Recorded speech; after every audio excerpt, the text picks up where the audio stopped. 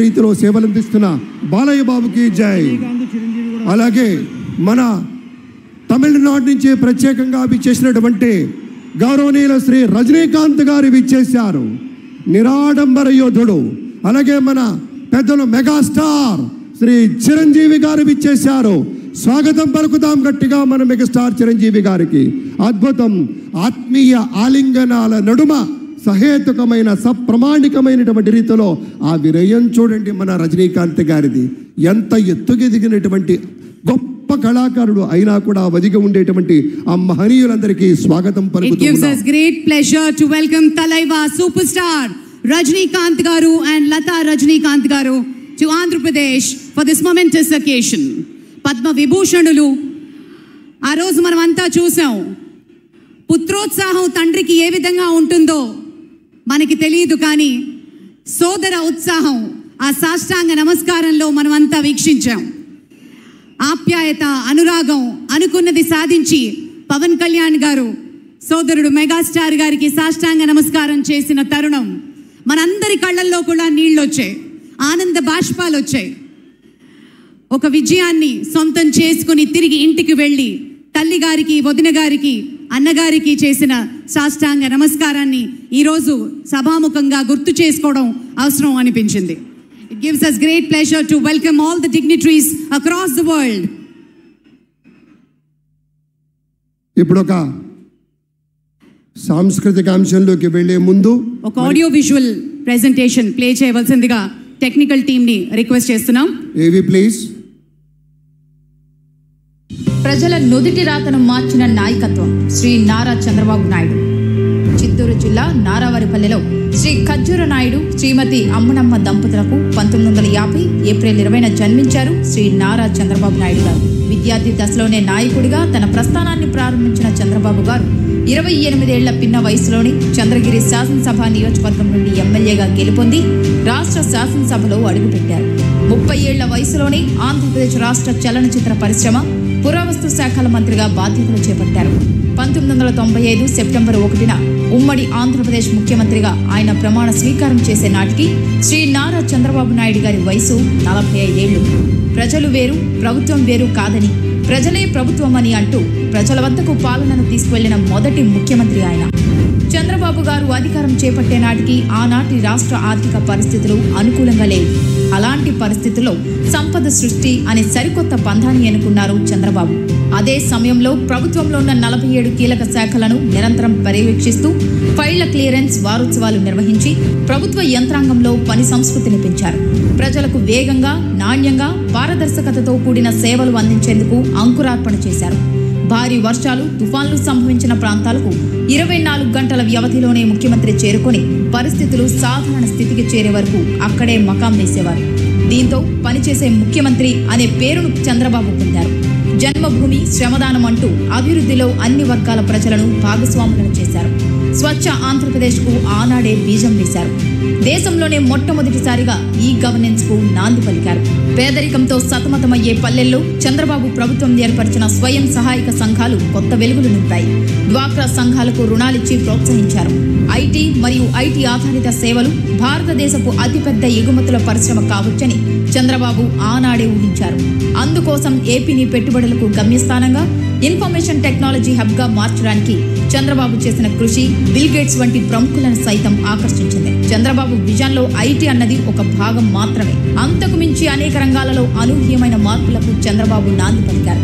చంద్రబాబు గారి విజన్ 2020. ఈ vision document లో పేదరిక నిర్మూలన, స్థిరమైన అభివృద్ధి గురించి మాత్రమే కాదు, అద్భుతమైన మౌలిక సదుపాయాల కల్పన, గ్లోబల్ ఎకానమీలో చేరిక గురించి కూడా ఉంది. ఆ అంశాలన్నీ నాటి అమెరికా అధ్యక్షుడు బిల్ క్లింటన్ సైతం ఆకట్టుకున్నాయి. చంద్రబాబు గారి పాలనలో సాంకేతిక అభివృద్ధికి మచ్చుతునుకగా ఈ సేవా సెంటర్లను ఎలా చెప్పుకుంటామో, రైతు సంక్షేమంలో భాగంగా రైతు బజార్ల గురించి కూడా అలాగే చెప్పుకోవాలి. క్రీడా స్టేడియంలతో పాటు ప్రజల ఉల్లాసానికి పార్కులు కూడా అభివృద్ధి చేశారు. నీటి విలువను ప్రజలకు తెలియజేసిన ఇంకుడు గుంతలు కూడా చంద్రబాబు గారి విశిష్ట పాలనకు నిదర్శనాలే. హైదరాబాద్లోని ఔటర్ రింగ్ రోడ్, శంషాబాద్ అంతర్జాతీయ విమానాశ్రయం, ఎంఎంటీఎస్, మెట్రో రైల్ వంటి ప్రాజెక్టులు చంద్రబాబు గారి పాలనలోని ఊపిరి పోసుకున్నాయి. ఇక రాష్ట్ర విభజన తర్వాత 2014లో నవ్యాంధ్ర ముఖ్యమంత్రిగా బాధ్యతలు చేపట్టిన శ్రీ నారా చంద్రబాబు నాయుడు గారు ఆర్థిక కష్టాల్లో ఉన్న రాష్ట్రాన్ని అభివృద్ధి పథంలో నడిపిన తీరు నా భూతో నా భవిష్యత్తు. పట్టిసీమ, పోలవరం, ప్రజా రాజధాని, అమరావతి నిర్మాణాలు అన్ని సంచలనాలే. కియా వంటి పరిశ్రమలను తెచ్చి ఆంధ్రప్రదేశ్ రాష్ట్ర వ్యాప్తంగా నాటిన పారిశ్రామిక అభివృద్ధి బీజాలు అభివృద్ధి వికేంద్రీకరణకు, సంపద సృష్టికి తార్కాణాలు. అభివృద్ధికి బ్రాండ్ అంబాసిడర్ అనిపించుకున్న శ్రీ చంద్రబాబు నాయుడు గారే తనలోని మానవత్వాన్ని చాటుతూ సంచలన సంక్షేమ పథకాలను విజయవంతంగా అమలు చేశారు. పింఛన్ల విషయాన్నే తీసుకుంటే అన్న ఎన్టీఆర్ 1984లో 30 రూపాయల పింఛనిస్తే చంద్రబాబు గారు 1995లో మొదటిసారి ముఖ్యమంత్రి కాగానే 75 రూపాయలు చేశారు. అలాగే 2014లో 200 ఉన్న పింఛన్ని 5 ఏళ్లలో 2000 అంటే 10 రెట్లు పెంచారు. పింఛన్లను ఇవ్వడాన్ని ఒక సామాజిక బాధ్యతగా భావిస్తారు చంద్రబాబు. అలాగే పేదలకు కేవలం 5 రూపాయలతో రుచి, శుచి కలిగిన ఆహారాన్ని అన్న క్యాంటీన్ల ద్వారా అందించారు. ఆయన చేసిన రైతు రుణమాఫీ ఒక చరిత్ర. ప్రజలను సరైన ప్రగతి వైపు నడిపించాలంటే ఆ లీడర్కు ఒక విజన్ ఉండాలి. విజన్తో పాటు క్రమశిక్షణ, కృతనిశ్చయం, శ్రమించే తత్వం, చిత్తశుద్ధి, సహనం, సాహసం ఈ లక్షణాలన్నీ కలిగిన నాయకుడు శ్రీ నారా చంద్రబాబు నాయుడు గారు. అటువంటి నాయకుడు ఈ రోజు ముఖ్యమంత్రిగా ఆంధ్రప్రదేశ్ రాష్ట్ర పాలనా పగ్గాలు అందుకుంటున్నారు. ఇది ఆంధ్రప్రదేశ్ ప్రజలకు నిజంగా శుభదినం. స్వర్ణ శకానికి నాంది పలుకుతున్న ఈ తరుణంలో ఆంధ్రప్రదేశ్ ప్రజలకు శుభాకాంక్షలు. చంద్రబాబు గారి పాలన రాష్ట్రంలోని ప్రతి ఒక్కరికి అత్యుత్తమమైన భవిష్యత్తును పంచాలని, ప్రతి గడపకు ప్రగతి, సంక్షేమం, ఆనందమని శుభాల తోరణాలు కట్టాలని ఆకాంక్షిద్దాం. ఓసారి చప్పట్లతోటి మనం వెల్కమ్ చేయాల్సింది, స్వాగతం పలకవలసింది. గత 10 ఏళ్లలో తనకంటూ ఒక ప్రత్యేకతను సంతరించుకున్నారు. తండ్రికి తగ్గ తనయుడు. 5 ఏళ్ల కీలక శాఖలకు ముఖ్యమంత్రిగా నవ్యాంధ్రకు పెట్టుబడుల కలను తీసుకొచ్చిన లోకేష్ గత 5 ఏళ్లుగా ప్రతిపక్షానికి చిరునామాగా నిలిచారు. తండ్రి కార్యదక్షత, పిలుపుతో యువగళం స్ఫూర్తిగా రాష్ట్రమంతటా యువతలో చైతన్యాన్ని తీసుకొచ్చారు. Please put your hands together and welcome Nara Lokesh గారు.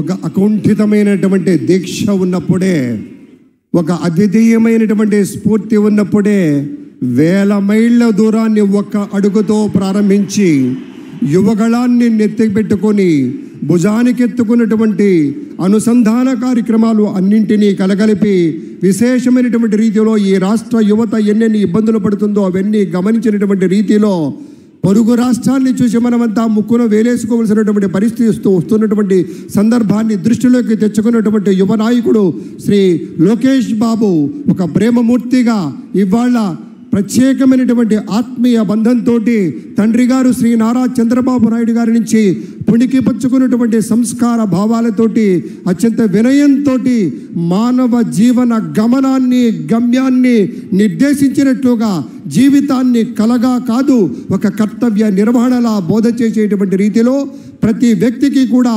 పరిపూర్ణమైనటువంటి మానవత వైపు దారి దీపంలా ఉండేటువంటి స్థాయిలో ఆయన పరిశ్రమించిన తీరు అనుపమానమైనటువంటి మాటను మీతో పంచుకుంటూ శిథిలమవుతున్నటువంటి విద్యార్థి జీవితాలకి, మళ్ళీ చెప్తాను, శిథిలమవుతున్నటువంటి విద్యార్థి జీవితాలకి కొత్త ప్రభుత్వాలు ఏం చెయ్యాలో శ్రీ నారా చంద్రబాబు నాయుడు గారికి తెలుసు. కాబట్టే ఇవాళ ఈ ఎడమ వైపున ఇంతమంది సారథుల్ని తన సైన్యంలో ప్రముఖమైనటువంటి స్థానాల్లోకి తీసుకుంటూ అపారమైనటువంటి కార్యదీక్షతోటి అత్యున్నతమైనటువంటి